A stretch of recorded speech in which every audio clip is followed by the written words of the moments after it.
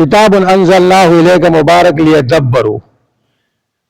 دو سورتونه مکی دي او دو سورتونه مدنی دي. نو تدبر په مکه کې هم واجب او په مدینه کې هم واجب.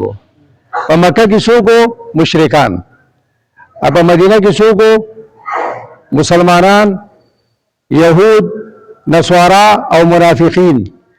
نو چې الله تعالی مشرک لا تدبر دعوت ورکړي نو د مشرک دا مسلمان ورنګ او الله پاک له دعوت ولې ورکړي چې دا مشرک تدبر کوي نو د مسلمانېږي، که يهودي تدبر کوي نو مسلمانېږي، هدایت ته ملاويږي، که نصراني تدبر کوي نو مسلمانېږي، او که دا منافق تدبر کوي نو نفاق پریدي.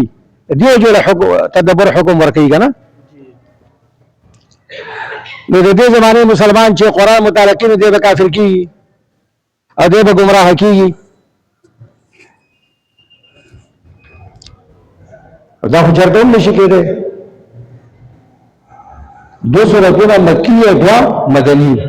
په مکه کې هم تدبر واجب، په مدینه کې هم تدبر واجب. په مکه کې مشرک او په مدینه کې مسلمان، يهودي، نصارا، منافقین. محترم ورونو، یو تدبر دی یو تفسیر دی، په دې کې فرق دی. د قرآن تفسیر هر سړی نشي کولی. د قرآن تفسیر هغه سړی به کوي چې هغه کې هغه تمام علوم او فنون چې کوم د تفسیر لپاره شرط دی هغې اهلیت به پکې. نو هر سړی مفسر نشي جوړېدلی. لیکن تدبر د هر مسلمان، د هر انسان حق دی، د هر کافر حق دی، د هر طبقی انسان به تدبر کوي، هغه ته به هدایت ملاویږي. لہذا کم خلق دا ځکه وایم ما ته د نوجوانانو ټلیفون راځي، نوجوانان علما، کالج هلکان، ډاکټران، هغوی موږ قرآن ترجمه ګورو، امام صاحب موږ ته وایي چې دا مه ګوره، و ګمراه به شي، تبا غامدی شي، تبا مدودی شي. نو که غامدی یا مدودی گمراه وي دا قرآن گمراه کړی. په دې کې د قرآن څه قصور دی؟ دا بانی دي هغه جوړې کړل دي، هغه بانو باندې خلک د قرآن نه ویری کوي.